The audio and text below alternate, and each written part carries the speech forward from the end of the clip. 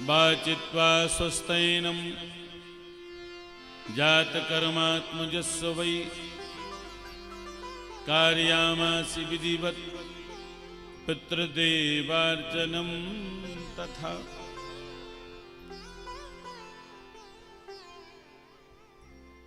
नंद बाबा ने कन्हैया के जन्म के उपलक्ष्य में उसके बाद में अपने ब्राह्मणों को बुलवाया। वाचित्वा स्वस्तैनम जात कर्मात्मजस्व वै, स्वस्ति वाचन पूर्वक बेटे का जात कर्म संस्कार करवाया। कार्यामास विधिवत पितृ देवार्चनम तथा, पितर तथा देवताओं का पूजन किया। ब्राह्मणों को सजी हुई गायें दान में दी है। देखो, नंदोत्सव में जो दान करता है, भागवत में लिखा है, उसका दान कई गुना ज्यादा बढ़ता है। इस समय लोगों को बिल्कुल खुले हाथ से दान करना चाहिए। नंद बाबा ने जब कन्हैया का जन्म हुआ तो उस समय उन्होंने कितना दान किया। एक भक्त कवि ने लिखा है, पूत सपूत जन्यो जसुधा, इतनी सुन के वसुधा सब दौरी, देवन को सो आनंद भयो, सुन धावत गावत मंगल गौरी। नंद कछु इतनो जो दियो, नंद बाबा ने अपने लिए कुछ रखा ही नहीं, इतना दान दिया।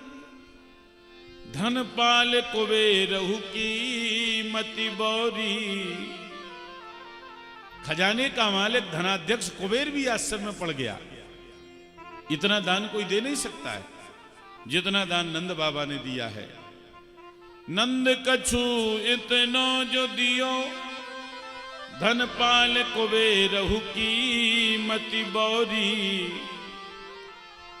देखत ही जो लुटाए दियो, न बची बचिया छछिया न पिछोरी। कुछ नहीं बचा, देखत ही जो लुटाए दियो, न बची बचिया छछिया न पिछोरी। जितना दान कर रहे हैं उससे कई गुना ज्यादा आता जा रहा है, क्योंकि उस समय ब्रजमंडल लक्ष्मी की लीला का ग्रह हो गया। लक्ष्मी उतर करके आ गई।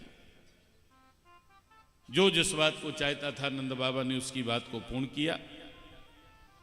इसी अवसर पर गोपान गोकुल रक्षायाम निरूप्य मथुराम गतः, नंदाकंसस्य वार्षिक्यम करम दातु कुरुद्वः। कंस को वार्षिक कर देने के लिए वो उन्हें मथुरा जाना पड़ा, इसलिए उन्होंने गोपों को गोकुल की रक्षा के लिए नियुक्त किया और वो मथुरापुरी को गए।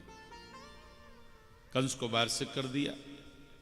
एक बगीचे में आकर के नंद बाबा रुक गए। वसुदेव जी को पता चला कि मेरे मित्र नंद बाबा आए हैं, तो उनसे मिलने के लिए दोनों मित्र आपस में मिल रहे। कहने लगे, आज आपको देख करके नवीन जन्म सा पा गया हूं। संसार में प्रेमी का दर्शन बड़ा दुर्लभ होता है।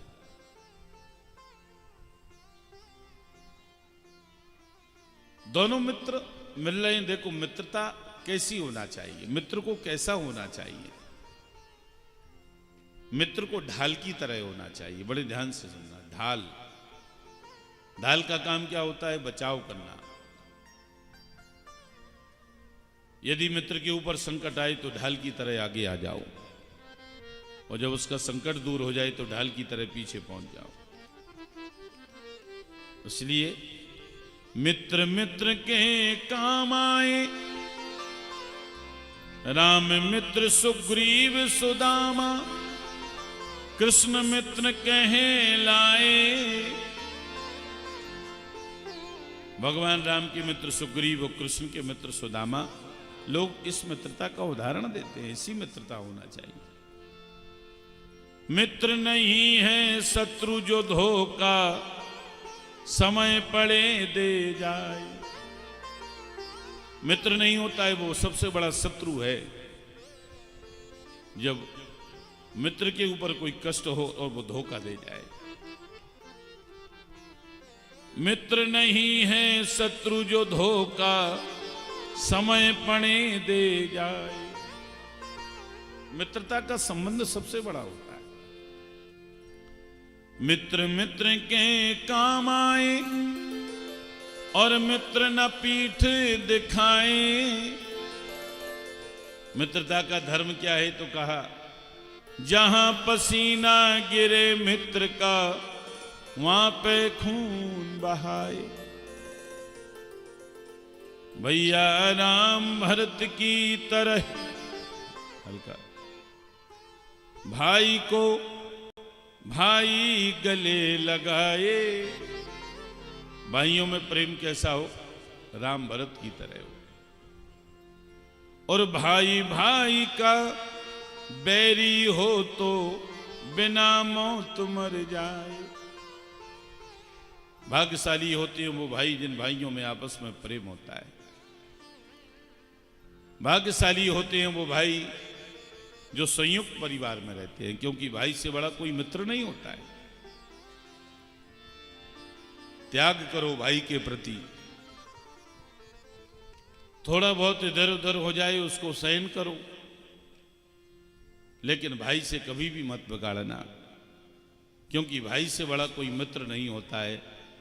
और जब भाई से बिगड़ती है तो भाई से बड़ा कोई शत्रु भी नहीं होता है। मिल जाते हैं विश्व में मित्र कलत्र हजार, किंतु मिलता है नहीं भाई बारंबार। भाई भाई होता है। इसलिए भाइयों में प्रेम हो तो कैसा हो? राम भरत की तरह। भैया राम भरत की तरह भाई को भाई गले लगाए। और भाई भाई का बैरी हो तो बिना मौत मर जाए।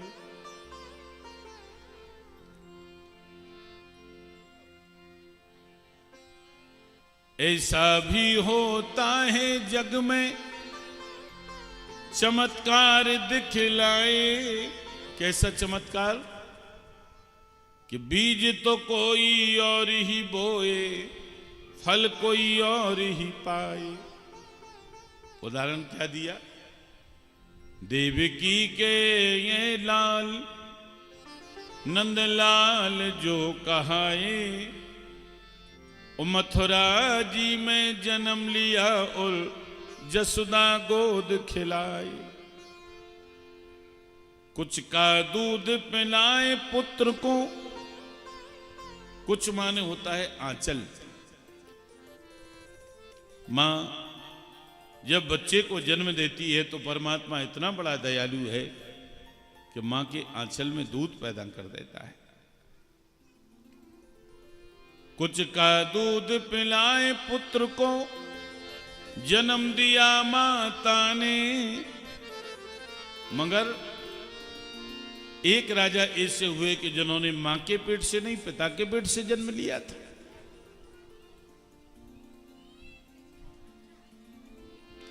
बोलो वृंदावन बिहारी लाल की। वो कौन राजा थे जिन्होंने पिता के पेट से जन्म लिया था? हल्का सा आपने राजा युवनाश्व का नाम सुना होगा। राजा युवनाश्व ने पुत्र प्राप्ति के लिए एक यज्ञ किया। उनका यज्ञ जब संपूर्ण हुआ तो यज्ञ का अभिमंत्रित जो जल था उसे एक पात्र में भर करके ब्राह्मणों ने जो यज्ञ करवा रहे थे उन्होंने रख दिया। रात्रि के समय में राजा को प्यास लगी। राजा ने जल ढूंढा, कहीं जल नहीं मिला।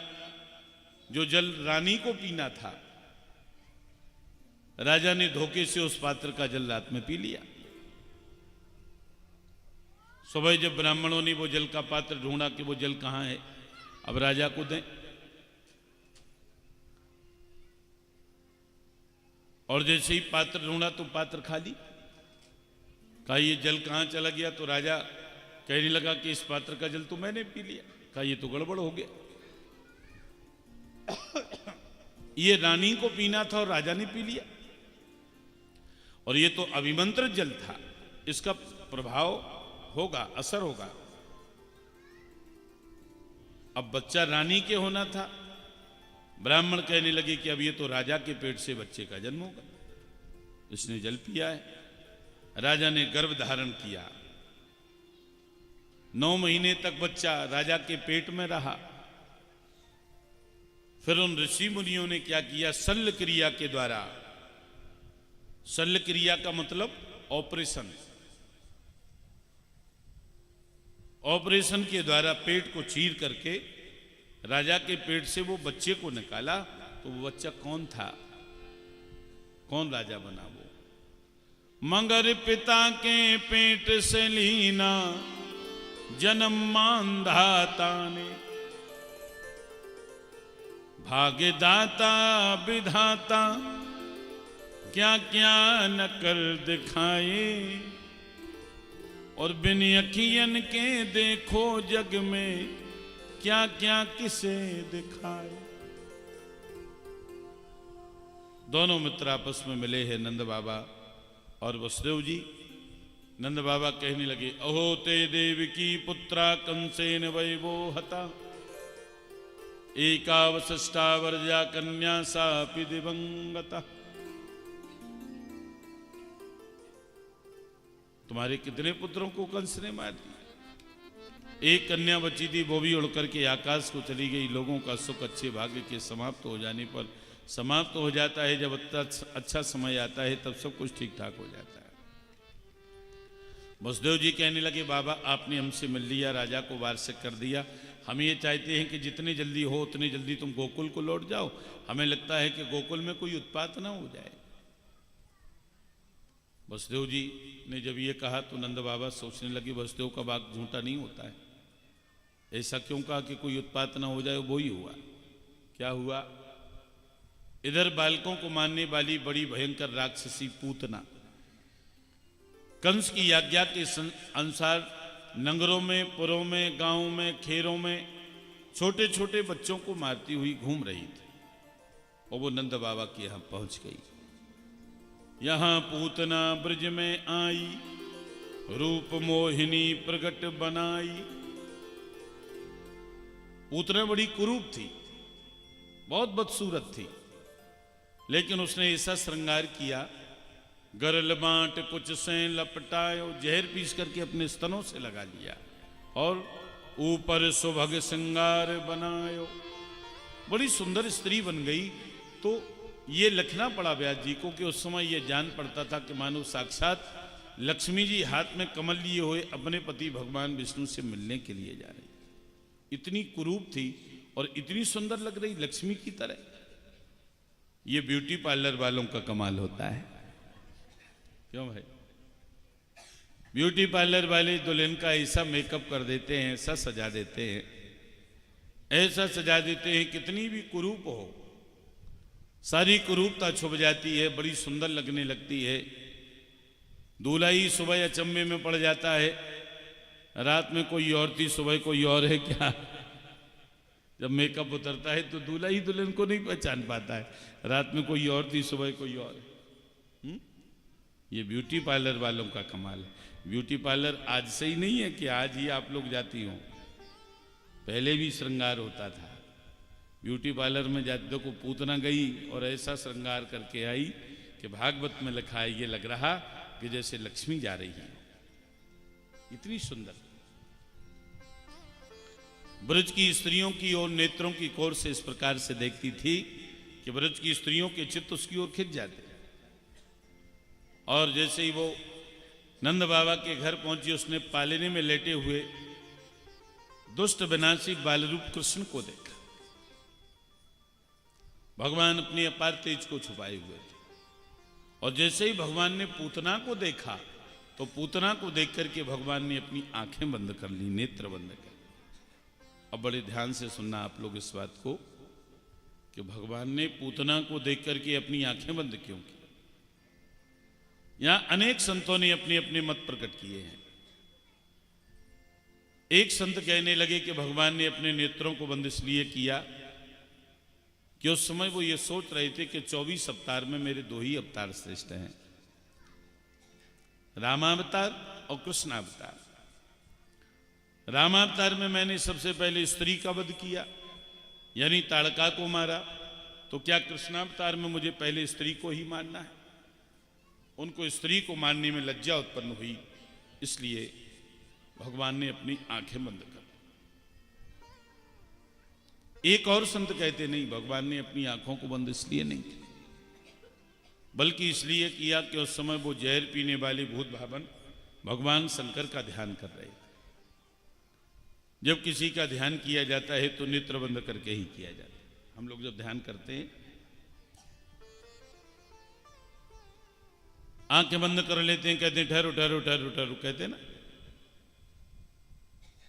तो वो भोले बाबा का ध्यान कर रहे, इसलिए भगवान की आंखें बंद है और भोले बाबा से प्रार्थना कर रहे थे, हे भोले बाबा, मैं ब्रज में दूध दही माखन खाने के लिए आया हूं, जहर पीने के लिए नहीं। जहर का पान सबसे पहले आपने किया था, इसलिए इस जहर का पान आप करिए। जय हो। भोले बाबा का ध्यान कर रहे थे, उनकी आंखें बंद हैं, इसलिए उन्होंने नेत्र बंद किए। एक और संत कहते हैं कि भगवान ने अपने नेत्रों को बंद इसलिए नहीं किया, बल्कि भगवान ने अपने नेत्रों को बंद इसलिए किया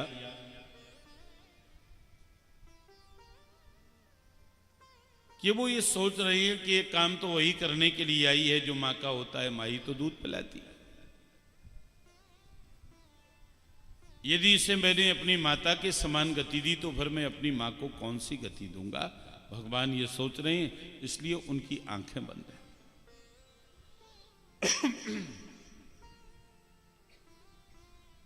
एक और संत कहते हैं कि भगवान ने अपने नेत्रों को बंद इसलिए किया कि प्रीतर नयन योगात। बड़े ध्यान से सुनना इस बात को। भगवान ने आंखें बंद क्यों की? शास्त्र कहते हैं प्रीतर नयन योगात। इसका मतलब यह है कि जब नेत्र से नेत्र मिलते हैं तो प्रेम उत्पन्न होता है। प्रीतर नयन योगात, नेत्र से नेत्र मिलते हैं तो प्रेम उत्पन्न होता है, और यदि प्रेम उत्पन्न हो गया तो फिर मैं इसे मान नहीं पाऊंगा, क्योंकि प्रेमी का मारना अनुचित है। इसलिए भगवान ने अपनी आंखें बंद कर। एक बात मैं आपको बताऊं, इसलिए धर्मशास्त्र ये कहते हैं कि बिना प्रयोजन कभी किसी को दृष्टि नहीं देना चाहिए। बिना प्रयोजन किसी की तरफ मत देखिए, क्योंकि पाप जो है वो शरीर से नहीं होता है। पाप का द्वार जो है ये आंख है। पाप जो है वो आंख से होता है। सबसे पहले आंख बिगड़ती है, और जब आंख बिगड़ती है तो मन बिगड़ता है, और जब मन बिगड़ता है तो फिर तन को बिगड़ने में देर नहीं लगती। पाप का द्वार आंख है, इसलिए दृष्टि सही होना चाहिए। आंखें सब कह देती हैं। आंखें वो आईना है। आप मेरी तरफ देख रहे हैं, मैं आपको देख करके बता दूंगा कि आप मुझे किस दृष्टि से देख रहे हैं। आप मुझे प्रेम की दृष्टि से देख रहे हैं, या द्वेष की दृष्टि से देख रहे हैं, या घृणा की दृष्टि से देख रहे हैं, या प्यार की दृष्टि से देख रहे हैं। आंखें सब कह देती हैं। भला आप कुछ न कहें, कुछ भी न कहें, सिर्फ आप मुझे एक बार मेरी तरफ देख लें, मैं बता दूंगा कि आप मुझे किस दृष्टि से देख। कोई भी बता देगा। तो आंखें वो आईना है। इसलिए कहते हैं बिना प्रयोजन कभी किसी को दृष्टि मत देना, क्योंकि पाप जो है आंख के द्वारा ही होता है।